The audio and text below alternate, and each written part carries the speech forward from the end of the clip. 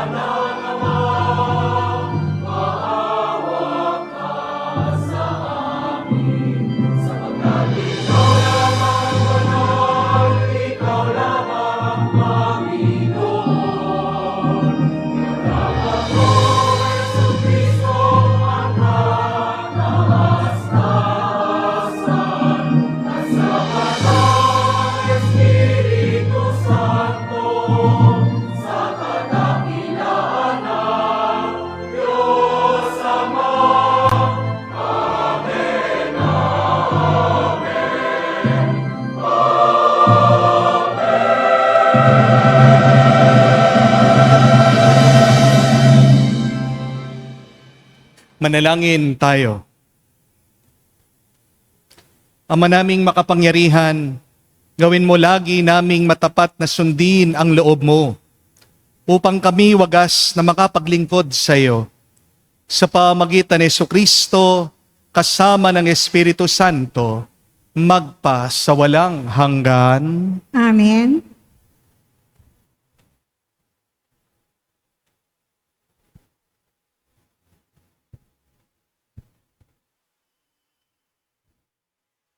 Pagbasa mula sa aklat ng Exodo. Noong mga araw na yon, ang mga Israelita ay nasa Rephidim at sinalakay sila ng mga Amalesita. Sinabi ni Moises kay Josue, "Pumili ka ng ilang tauhan natin at pangunahan mo sa pakikipaglaban sa mga Amalesita. Taktangan ko naman ang tungkod na binigay sa akin ng Diyos at ako'y tatayo sa ibabaw ng burol." Sinunod ni Josue ang utos ni Moises at hinarap niya ang mga Amalesita. Si Moises naman, kasama sina Aaron at Hur, ay nagpunta sa burol. Kapag nakataas ang mga kamay ni Moises, nananalo ang mga Israelita. Kapag nakababa, nanalalo naman ang mga Amalesita. Nangawit na si Moises, kaya sina Aaron at Hur ay kumuha ng isang bato at pinaupuron si Moises habang hawak nilang pataas ang mga kamay nito hanggang sa lumubog ang araw. Dahil do'y nalupig ni Josue ang mga Amalesita. Ang salita ng Diyos. Salamat sa Diyos. Sa pangalan ng may kapal, tayo ay tinutulungan. Sa pangalan ng may kapal, tayo ay tinutulungan. Sa gawin ng bundok, tumitingin ta ako. Saan manggagaling ang aking saklolo? Ang hangad kong tulong sa Diyos magmumula, sa Diyos na lumikha ng langit at lupa. Sa pangalan ng may kapal, tayo ay tinutulungan. Huwag sanang akong bayaang mabuwal. Handang lagi siya sa pagsasanggalang. Ang tagapagtanggol ng bayang Israel, hindi natutulog at palaging gising. Sa pangalan ng may kapal, tayo ay tinutulungan. Ang Diyos na Panginoon, siyang magbabantay. Laging nasa piling upang magsanggalang. Di ka magdarandam sa init ng araw, kung gabi ay di ka sasaktan ng buwan. Sa pangalan ng may kapal, tayo ay tinutulungan. Sa mga panganib, ika'y liligtas. Nitong Panginoon, siyang mag-iingat. Saan man naroon, ika'y ingatan. Di ka maaano, kahit na kailan. Sa pangalan ng may kapal, tayo ay tinutulungan.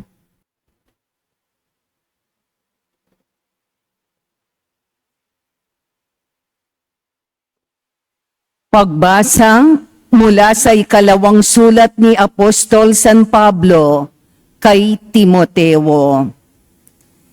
Pinakamamahal ko, huwag mong tatalikdan ang mga aral na natutuhan mo at matibay na pinananaligan.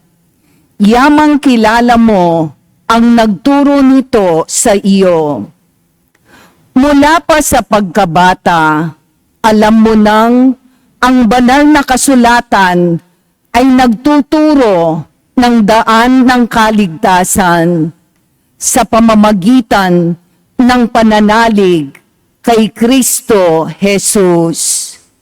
Lahat ng kasulatay kinasihan ng Diyos at magagamit sa pagtuturo ng katotohanan, sa pagpapabulaan sa maling aral, sa pagtutuwid sa likong gawain, at sa pag-akay sa matuwid na pamumuhay.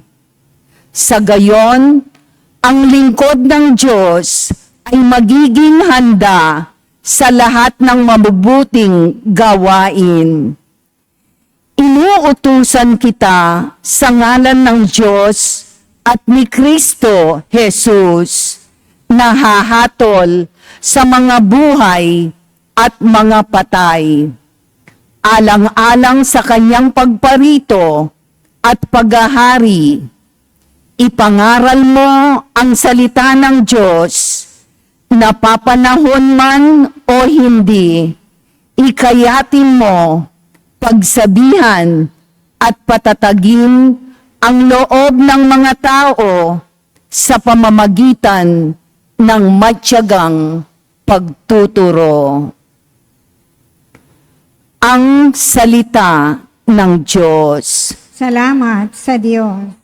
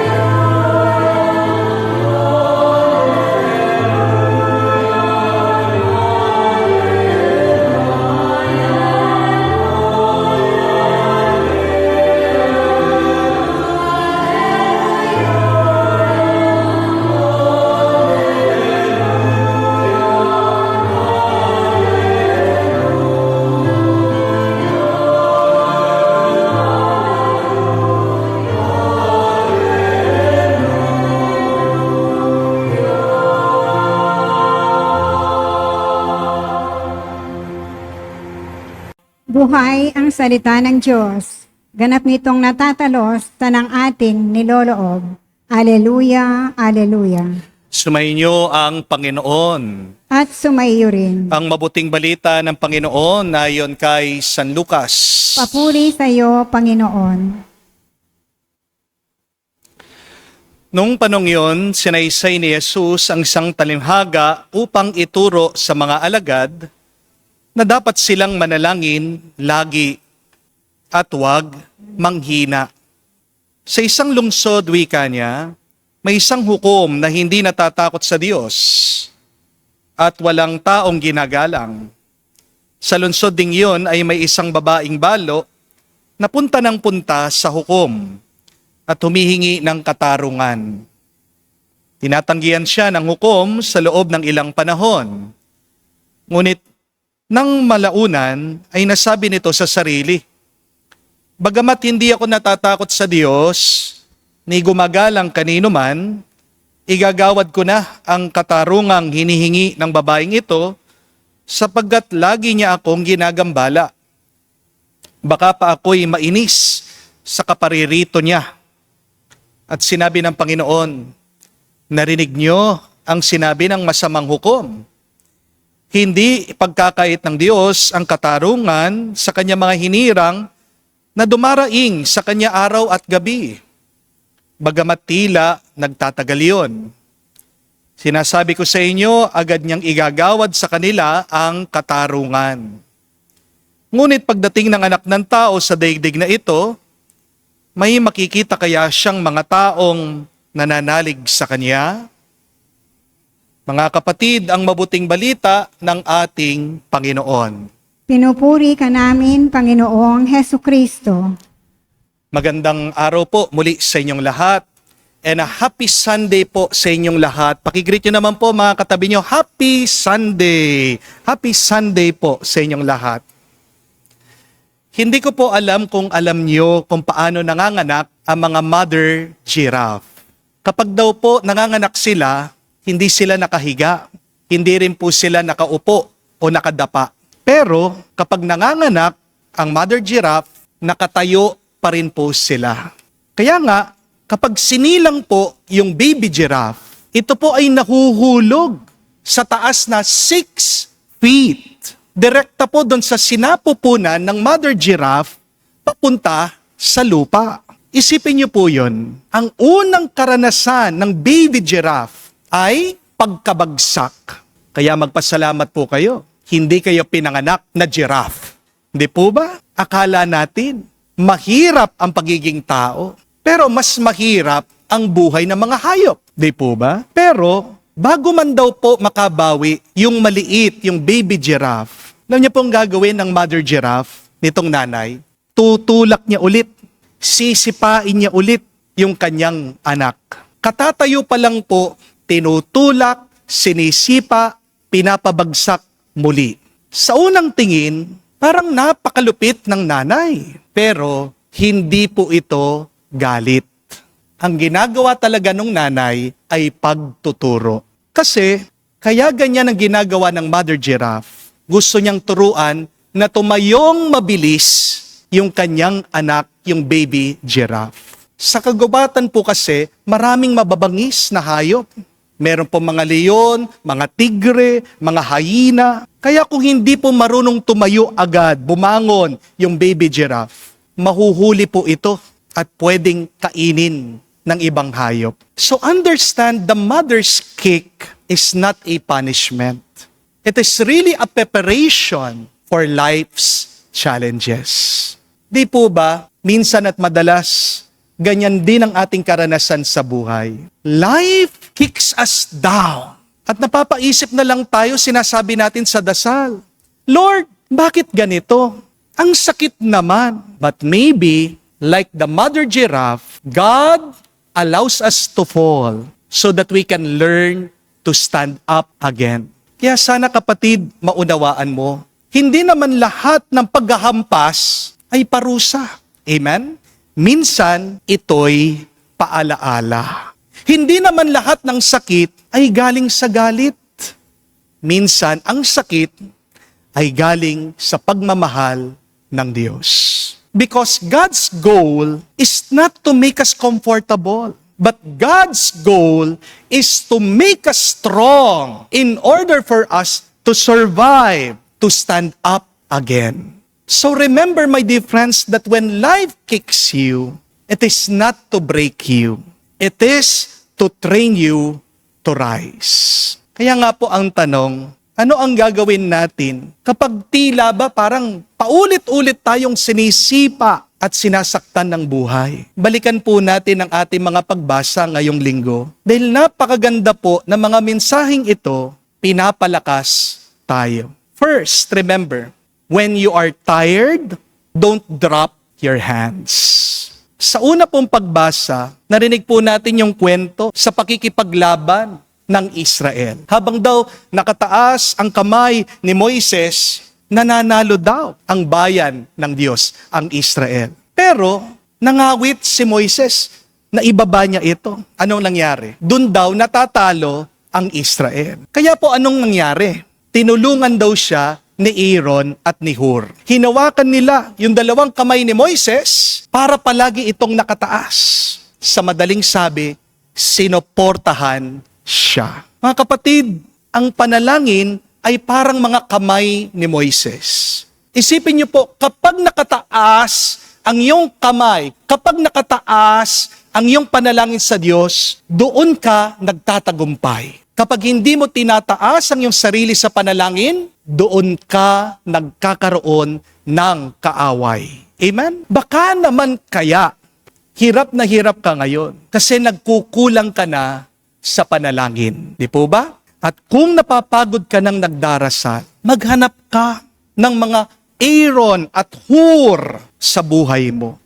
Maghanap ka ng ibang tao na tutulungan kang iangat ang iyong kamay sa Diyos sa oras ng iyong kahinaan. Aminin natin, madalas marami tayong pangangailangan, pero ayaw natin magpatulong sa iba. Bakit? Ma-pride tayo Di po ba? Minsan, depressed ka, pero ayaw mong ipakita sa iba, pinipilit mong ngumiti. Kapag tinatanong ka, kumusta ka na? Ano po yung sagot niyo madalas? Okay lang ako. Pero talaga ba? Okay ka ba? Kapag talagang tinanong ka, alam ko po marami sa inyo, biglang iiyak, hahagulgol. Tinatago ng marami sa atin yung ating mga lungkot. Di po ba? Marami din po sa inyo, alam ko, may sakit. Pero imbis na magpatulong, meron mga iba, tinatago yung kanilang sakit. Sinasabi nila, sipon lang ito. Simpleng lagnat lang ito. Maliit lang na sugat ito. Pero kalaunan, nabubulaga na lang. May cancer na pala. Meron po akong nilibing kamakailan lang. Nagbigti po. Kasi kwento po ng pamilya niya, hindi daw po niya sinabi, nakabangga daw po siya ng motor.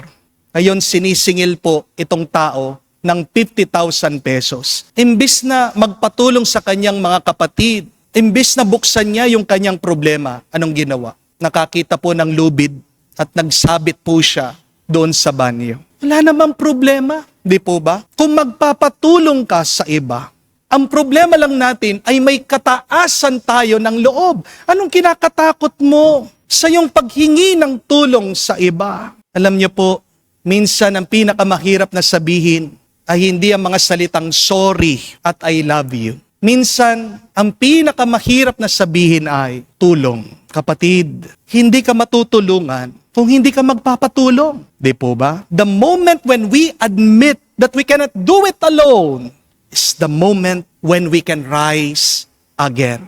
Kapatid, hindi mo kailangan lumabang mag-isa. Faith is not a soul of light, but faith is a community climb. Kapag meron kang pananampalataya, hindi bagay na mag-isa ka. Dahil ang pananampalataya ay pagtutulungan natin sa loob ng simbahan. Amen? Kaya kung pagod ka, itaas mo ang lahat ng kailangan mo sa Diyos. At kung hindi mo kaya, hindi mo kailangan mag-isa. Marami tayo, magtulungan tayo sa pagdarasal at sa pananalangin. Amen? But secondly, when you are confused, return to the Word. Sabi po ni San Pablo kay Timoteo sa pangalawang pagbasa, be faithful to what you have learned. Proclaim the Word, whether convenient or inconvenient. Kapag hindi mo alam kung saan ka patungo, bumalik ka lang sa salita ng Diyos. Dahil ang salita ng Panginoon ay ang kompas, ang mapa ng ating kaluluwa. Kapag tayo po'y naliligaw, ginagamit natin ang Google Maps, ang Waze. Pero tandaan mo kapatid, kapag naliligaw ka sa buhay, nandyan na ang iyong guide, ang Biblia, ang salita ng Diyos. Minsan, gusto natin marinig kasi ang boses ni Lord sa pamagitan ng mga himala, di po ba? Minsan, hinihintay natin yung liwanag, magbubukas ang mga ulap, at maririnig natin ang boses ng Panginoon. Hindi mangyayari yan. Pag nangyari yan, mangilabot ka, tumakbo ka. Pero nakakalimutan natin, tinanggap na natin ang tinig, ang boses ng Panginoon, nagsasalita sa atin. Nasaan? Sa Biblia, sa banal na kasulatan. Kung hindi mo naririnig ang boses ng Diyos sa iyong paligid, anong kailangan mong gawin? Kunin mo ang iyong Biblia, basahin mo ang kanyang salita, at baka dun kanya sinisigawan. Amen? Naalala ko po, nung nagtatrabaho pa ako sa university, bago po ako ma-ordain bilang isang pari, nandun po ako sa campus ministry. Gumagawa po kami ng mga Bible bullets. Alam niyo po ba yon? Nagpiprint po kami ng mga maraming Bible verse at pagkatapos nirorolyo po namin para yung mga estudyante na pumapasok sa chapel, pwede po silang kumuha ng mga Bible verse. Ang tawag po doon, Bible bullets. Pero may napansin po ako, yung mga ibang estudyante, kapag ayaw po yung Bible verse, binabalik. Namimili po sila ng verse na gusto nila. Kukuha po ng isa, tapos babasahin, hindi ito. Kukuha ng isa, ayaw ko to. Bakit? Tinignan ko po kung ano yung mga binalik nila. Alam niyo po yung mga ayaw nilang Bible verse, ito. Repent, turn away from sin. Madalas din po naiiwan dun sa bowl, ito. Honor your mother and your father. Hinahanap ng mga bata yung mga gustong verse nila. Pero hindi po ganon ang inspiration ng Panginoon, hindi po ba? Kaya, kung gusto mong manalo sa buhay, wag mo lang itaas ang iyong kamay sa pamagitan ng panalangin. Buksan mo din ang iyong Biblia at kung ano ang makita mo dyan, sinasabi sa iyo, kinakausap ka ng Panginoon. Amen? Magtatagumpay lang tayo kung tayo ay hahawakan pataas ng Diyos. Third and last, when you are waiting, don't stop praying. Ang babae naman po, narinig natin sa Ebanghelyo, kawawa. Siya daw po ay widow, balo. Araw-araw daw po bumabalik dun sa hukom. Bumabalik po itong babae, hindi dahil nangungulit siya. Bumabalik siya dahil alam niya, may pag-asa siya kung tutulungan siya ng hukom. At sabi po ng ating Panginoong Jesucristo, pray always and never lose heart. Sa totoo lang po, madaling manalangin. Ang mahirap ay yung wag magsawang manalangin. Di po ba? Madali lang pong magdasal, paminsan-minsan. Ang mahirap ay yung palagi kang nagdarasal. Amen? Pero tandaan niyo po, si Lord hindi natutulog. Ang Diyos hindi nagsasawa. Baka kaya hindi ka sinasagot ng Panginoon kasi gusto niya mas tumibay pa ang tiwala mo sa Kanya. This is why pray even if you don't want to. Pray even if you don't need to. Pray even if you don't feel like it. Because prayer is really not about the mood, but prayer is really about the truth.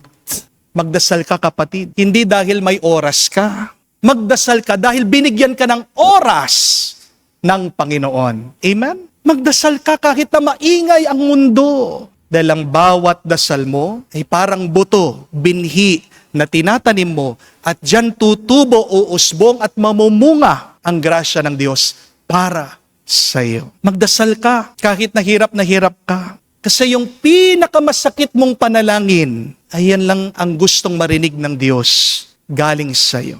Kapag nagdadasal kang totoo, galing sa iyong puso, kahit na meron kang luha, ang panalangin yan ay ang pinagpapala ng Diyos. Amen? Meron pong isang matandang lalaki ang bumisita po sa akin kamakailan lang. 88 years old na po siya. Kinausap ko po siya. Naglalabas lang po siya ng sakit ng loob sa akin. At kwento po nitong matanda, napatapos daw po niya lahat ng mga anak niya. At ngayong retired na siya, binenta po niya lahat ng ari-arian niya. Pinaghati-hati po niya, binigyan po niya lahat ng kanyang mga anak.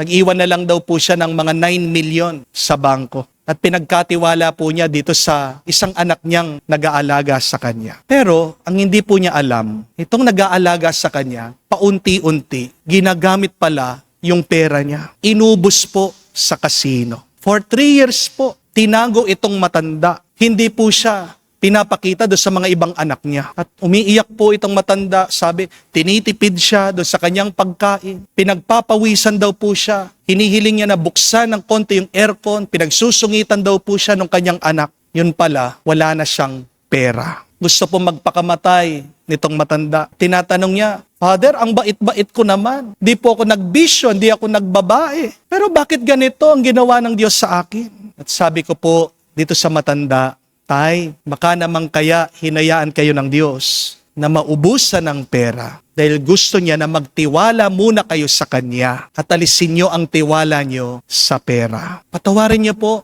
yung anak niyo. Matanda na kayo. Wala namang magagawa yung galit niyo sa Kanya eh. Hindi po hahaba ang buhay niyo. Hindi kayo magiging masaya kung meron kayong hinanakit sa Kanya. Tignan niyo na, Tay, kahit na walang-wala kayong pera, ano yung nangyari? Dito niyo nakita yung mga totoong nagmamahal sa inyo. Dahil yung isa po sa mga anak niya, kinuha siya, inaalagaan siya. At yung pong asawa ng isang anak niya, umalis sa trabaho para lang po alagaan itong matanda. See, sabi ko sa kanya, kahit na wala kayong pera, ngayon natin nakita ang totoo, may nagmamahal sa inyo kahit na wala na kayong pera at ari-arian. Binless ko po yung matanda. Alam niyo po kung ano nangyari pagkatapos. Kwento po ng mga kasama niya sa bahay. Pagka-uwi daw po niya, sobrang tuwa daw po nitong matanda. Na nakausap niya ako, na nilabas niya yung sakit ng loob niya. At sa sobrang saya daw po ng matanda, biglang bumaba daw po yung BP niya. Muntikan daw po siyang may stroke. No? Kaya yan po ha, babala ko sa mga nagpapa-counseling po sa akin. Magdalawang isip kayo. Baka magbaba din po ang BP nyo, may stroke kayo, ha? Joke lang po. But kidding aside, ito pong gusto kong tandaan nyo. Pagkabuti-buti mo man, pagkabait-bait mo man, pagkatapat-tapat mo man sa Diyos, mararanasan natin ito. Na sisipain at sisipain tayo, sasaktan at sasaktan tayo ng buhay. Minsan, yung mga mismong minamahal mo na tinulungan mo, sila pang magtataksil sa iyo, sila pang makakasakit sa iyo. That's normal. That's life. Pero hindi ibig sabihin, kapag nasaktan ka, kapag nalugi ka, kapag nabigo ka, na dapat sumuko ka na. Kung nga ang Diyos hindi sumusuko sa atin, bakit ka susuko? Kung ang Diyos palagi kang pinaglalaban, binuwis nga niya sarili niyang buhay sa krus eh. Bakit tayo hihinto? Magpatuloy tayo. Dahil palagi nating tinatanggap ang grasya ng Diyos. Amen? Normal lang pong mapagod. Pati naman si Moises napagod. Normal lang pong magsawa. Kahit naman po si Timoteo, sinabihan na magpursige ka. Normal lang po ang mapahiya at masaktan. Pero kamukha sana nitong babaeng balo, magpatuloy tayo na humihingi, humihiling at nananalangin. Kung sisipain ka man ng buhay, mawalan ka man ng trabaho o ng pera, magkasakit ka man o manghina, saktan ka man o pagtaksilan ng iba, pag mo sasabihin na pinaparusahan ka at ayaw mo na. Tinuturuan ka lang ng Diyos na tumayo muli at tumindig ng mas matata. Amen? Dahil ang pananampalataya ay hindi po nasusukat sa tagal ng iyong pagtayo.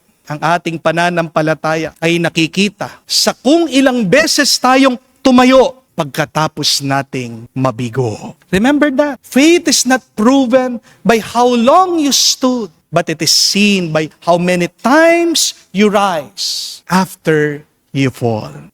Mga kapatid, kung napapagod ka magdasal minsan, tandaan mo ang giraffe. Kapag nawawalan ka na ng gana sa labanan, tandaan mo si Moises. Kapag gusto mo nang sumuko, tandaan mo yung babaeng balo sa Ebanghelyo. God's silence is not absence. God's delay is not denial. And when life kicks us, it is not cruelty. God is just loving you, caring you, and strengthening you. Amen?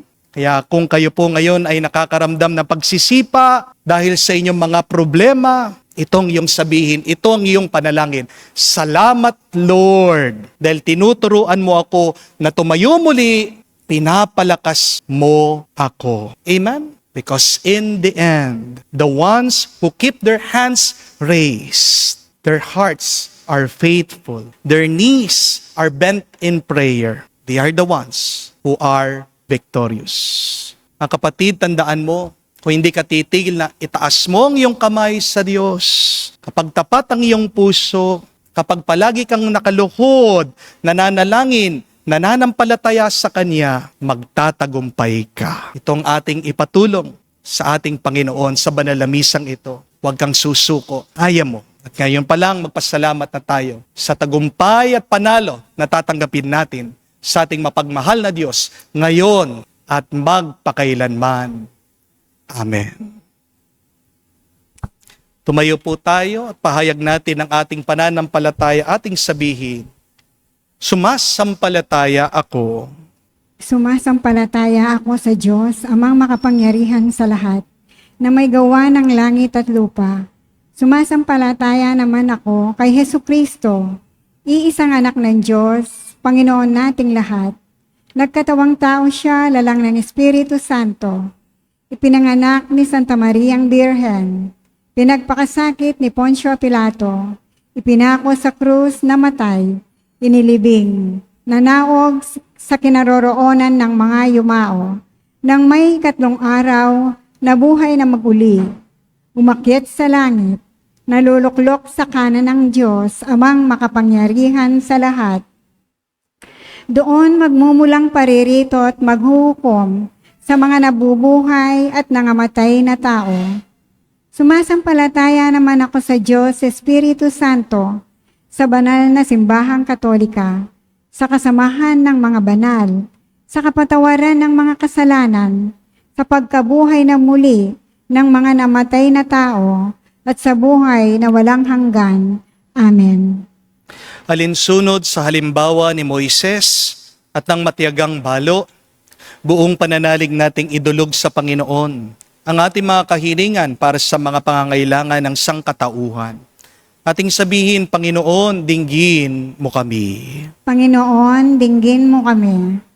Para sa simbahan, ang sakramento ng kaligtasan, sa pamamagitan ng kanyang liturhiya at panalangin ng mga kasapi, makapaghatid nawa siya ng ibayong biyaya para sa katauhan. Manalangin tayo. Panginoon, dinggin mo kami. Para sa Santo Papa, ating obispo at lahat ng mga pinuno ng simbahan, naway magpatuloy sila sa pamamatnubay ng buong tapang, kababaang loob, at pananalig sa tulong ng Diyos. Manalangin tayo. Panginoon, dinggin mo kami. Para sa lahat ng mga misyonerong pari, mga relihiyoso, at voluntaryong laiko sa mga misyon, naway maging matatag silang tagapaghatid ng mabuting balita at magpatotoo rito sa kanilang pamumuhay ng ayon sa mga pagpapahalagang kanilang ipinapahayag. Manalangin tayo. Panginoon, dinggin mo kami. Sa katahimikan po ng ating puso, banggitin natin, sabihin natin sa Diyos ang ating mga personal na pangangailangan. Panginoon, tanggapin po ninyo ang aming mga panalangin. Tulutan mong kami magpakumbaba at manalangin para sa pagkakamit ng buhay na walang hanggan. Sa pamamagitan ni Kristo, aming Panginoon. Amen.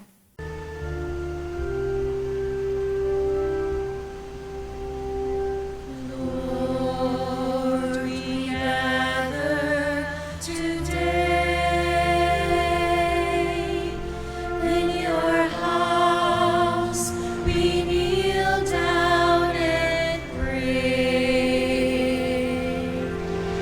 We ask for your mercy as we open our hearts to receive your forgiveness, O Lord. Lord, we lift up to you all these gifts we offer for your glory. We will eat this living bread. We will drink this saving cup and feel your presence, O Lord. As we offer this bread and as we bring you this wine, bless them, Lord Jesus. Feed us now, give us life.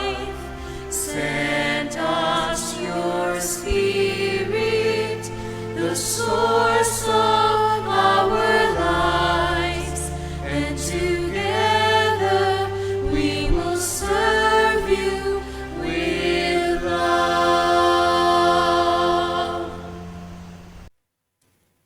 Manalangin kayo ngayon mga kapatid para ang ating mga paghahain ay kalugdan ng Diyos amang makapangyarihan.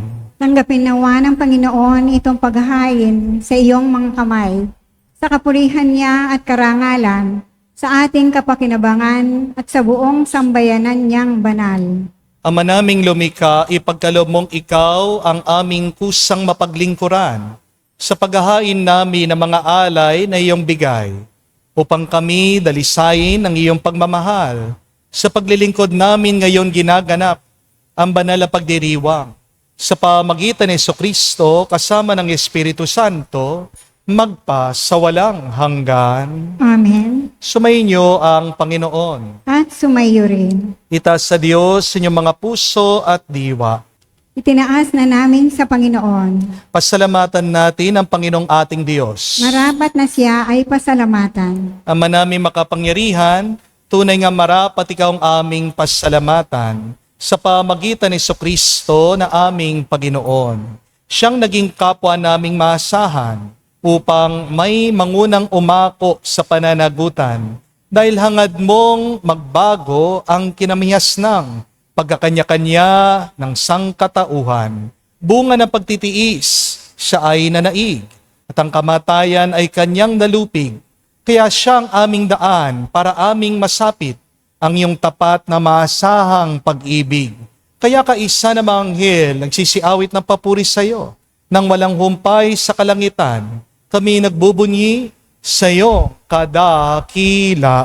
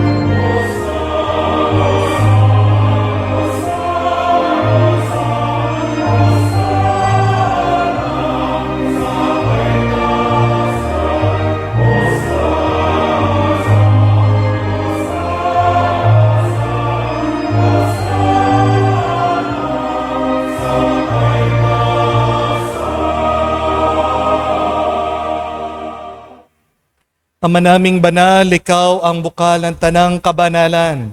Kaya't sa pamagitan ng iyong Espiritu, gawin mong banal ang mga kaloob na ito, upang para sa amin, maging katawan at dugo ng aming Panginoong Hesu Kristo. Bago niya pinagtiis ang kusang loob na maging handog, hinawakan niyang tinapay, pinasalamatan kanya. Pinaghati-hati niya yon, inabot sa kanyang malagad at sinabi, tanggapin ninyong lahat ito at kanin.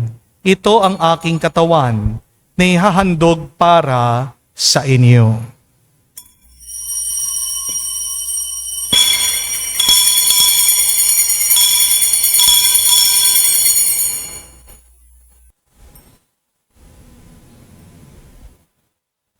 Gayon din naman na matapos ang hapunan, hinawakan niyang kalis. Muli kanyang pinasalamatan. Nabot niyang kalis sa kanyang malagad at sinabi, tanggapin ninyong lahat ito at inumin. Ito ang kalis ng aking dugo, ng bago at walang hanggang tipan. Ang aking dugo na ibubuhos para sa inyo at para sa lahat. Sa ipagpapatawad na mga kasalanan, gawin ninyo ito sa pag-alaala sa akin.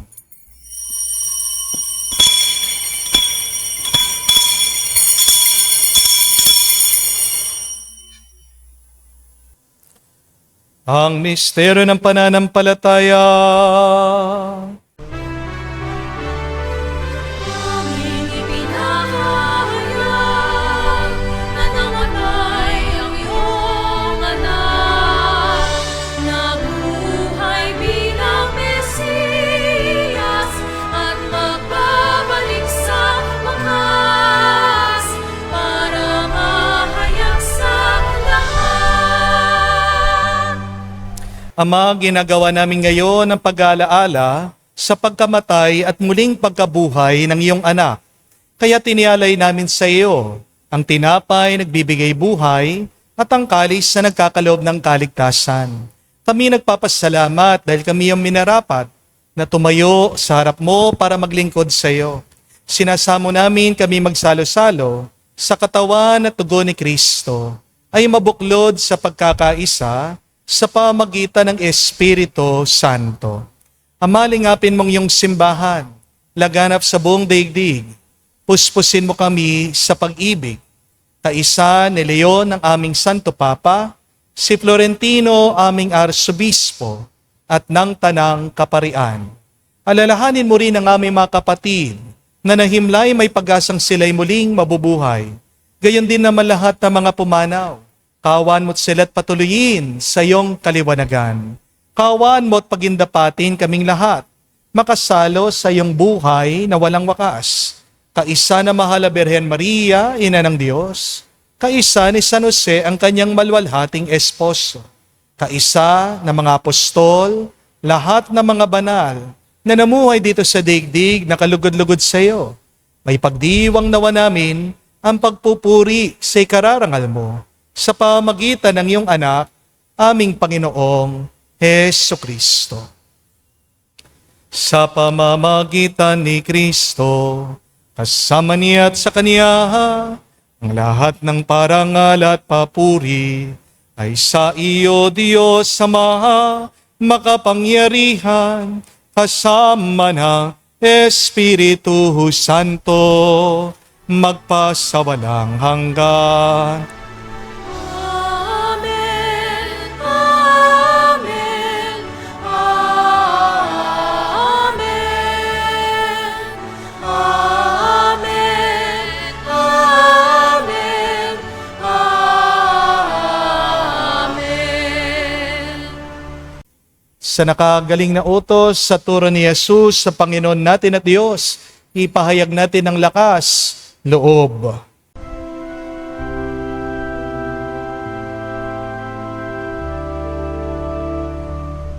Ama namin, sumasalangit ka,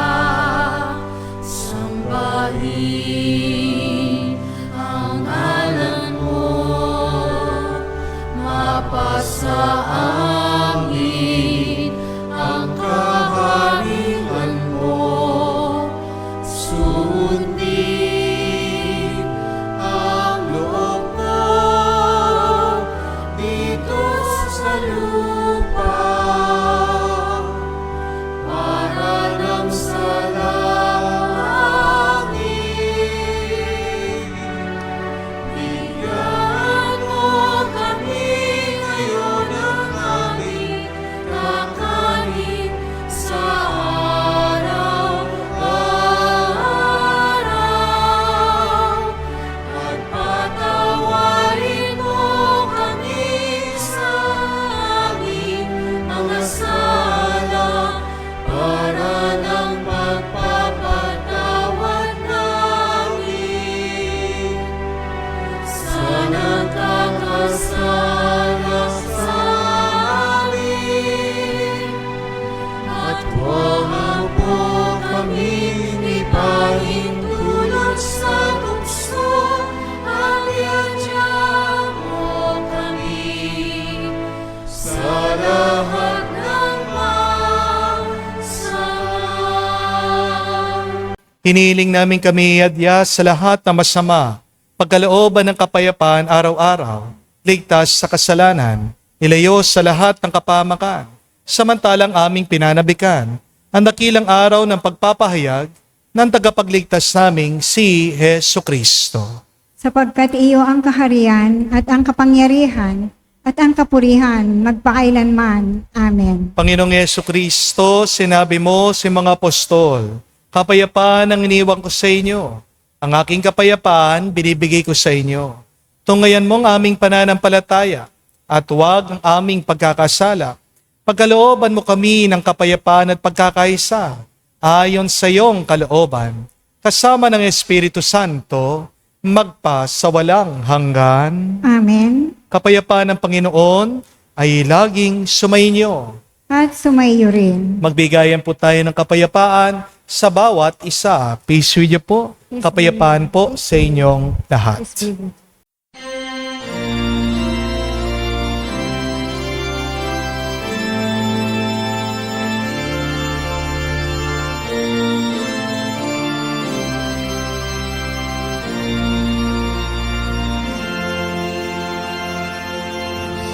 Kordero ng Diyos na nagalis ng mga kasalanan ng sanlibutan, maawa ka sa amin, maawa ka sa amin. Kordero ng Diyos na nagalis ng mga kasalanan ng sanlibutan, maawa ka sa amin. Kordero ng Diyos na nagalis ng mga kasalanan ng sanlibutan, ipagkaloob mo sa amin ang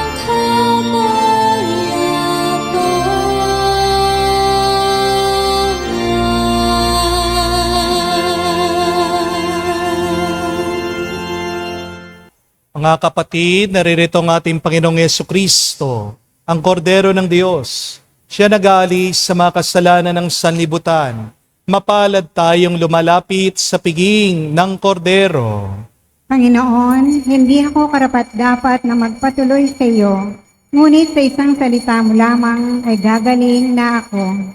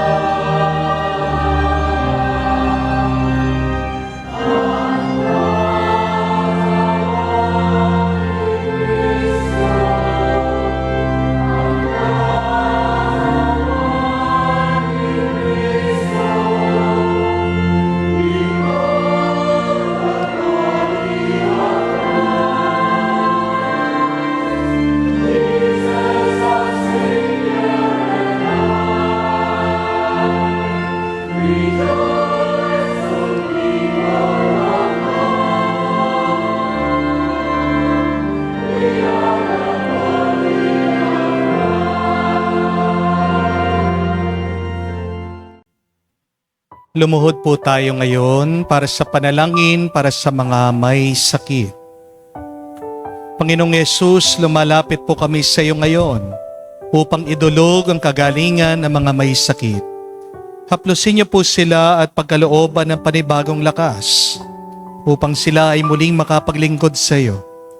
Patawarin niyo po sana sila sa kanilang mga kasalanan at pagkalooban din ng kagalingang pangkaluluwa.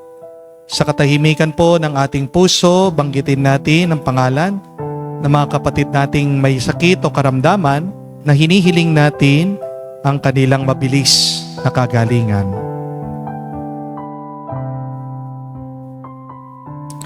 Hinihiling namin to sa ngalan ni Kristo, aming Panginoon. Amen. Panalangin para sa mga OFW. Ama, pinapanalangin namin sa iyong natatanging kahilingan ng lahat ng mga nagtatrabaho sa ibang bansa. Tulungan mo sila bawat sandali ng kanilang buhay habang nasa ibang bansa. Palakasin mo sila kapag pinanghihinaan sila ng kalooban. Pagalingin mo sila tuwing nagkakasakit. Aliwin mo sila kapag nalulungkot sila. Ilayo mo sila sa anumang masama at kapahamakan upang magpatuloy sila lagi sa kanilang buhay. Mapahalagan nawa ng kanilang mga pamilya ang bawat sakripisyo nila sa ibang bansa upang wag masayang ang kanilang pagpapagal. Kawan at pagkalooban mo ng biyaya ang lahat ng mga OFW dahil sa iyo lamang aasa at wala ng iba pa. Ang lahat ng ito ay aming sama-samang panalangin sa ngalan ni Jesus. Amen. Banal na muka ni Jesus, kaawaan mo kami. Tumayo po tayo. Manalangin tayo. Ama naming mapagmahal, gawin mo sa aming banal ang pakikinabang. Kami ngayon ay iyong matulungan at mahubog para mamuhay sa kalangitan. Sa pamagitan ni Jesucristo, kasama ng Espiritu Santo, magpa sa walang hanggan. Amen. Mga kapatid, tandaan niyo po ang tatlong mensahe, paalaalang ito, kung kayo man po ay sinisipa o sinasaktan ng buhay. First, when you are tired, don't drop your hands. Raise your hands in prayer to God. Dahil kapag nakataas ang iyong puso, ang iyong kamay sa Diyos, diyan bababa ang kanyang grasya, diyan ka magtatagumpay. But secondly, when you are confused, return to the Word. Huwag mong hintayin na sigawan ka ng Diyos. Pero buksan mong iyong Biblia, diyan nangungusap ang Diyos, kinakausap ka na niya. At pangatlo, kahuli-hulihan, is when you are waiting, do not stop praying. Habang ikaw ay naghihintay, magdasal ka. God's delay is not God's denial. Matagal man dumating, darating pa rin kung anong iyong hinihiling, kung ano ang iyong pinagdarasal sa Diyos. Pinapaalala ng ating Panginoong Jesucristo, huwag tayong panghihinaan ng loob sa ating pananalangin. Kahit na paulit-ulit tayong magdasal, pagpatuloy mo lang. Kaya nga po ito ang aking assignment para sa inyo. Ang magrosaryo kayo ngayong darating na linggo. Ang rosaryo po ay paulit-ulit na panalangin, pero baka nakalimutan niyo po ang tawag sa rosaryo. It is the poor man's Bible. Kapag dinadasal mong rosaryo, para ka na rin nagdadasal at nagbabasa ng Biblia. Yung mga dinadasal natin sa rosaryo, nanggaling po yan sa Biblia. Ano man ang problema nyo, sabayan nyo yan ang dasal ng rosaryo. Kayo pong mga mag-asawang nag-aaway, have you prayed the rosary together? Yung pong anak nyo na lumalaban sa inyo, niyaya nyo na po bang magdasal ng rosaryo? Sama-sama kayong manalangin? Yang inaalala mong utang, pinagdasal mo na ba yan gamit ang rosaryo? O kahit na kayo ay may sakit, binigyan kayo ng oras at panahon ng Diyos, nandyan ka sa iyong kama, Huwag mo lang hawakan ang iyong rosaryo. Gamitin mo yan. Mas makapangyarihan ang rosaryo kapag ginagamit mo. Yan nga po mga kapatid, magamit niyo po sana ang rosaryo bilang iyong paghihintay, pagpapalakas sa inyong problema sa buhay. I pray that you would gain a victory of God through the praying of the rosary. Paulit-ulit man, mabisa po yung panalangin para sa inyo. Sumainyo ang Panginoon. At sumayo rin. At kayo'y basbasan ng Diyos, makapangyarihan sa lahat, sa ngalan ng Ama, ng Anak, ng Espiritu Santo. Amen. Ang ating misa ay natapos na, humayo kayo sa kapayapaan ni Kristo. Salamat sa Diyos.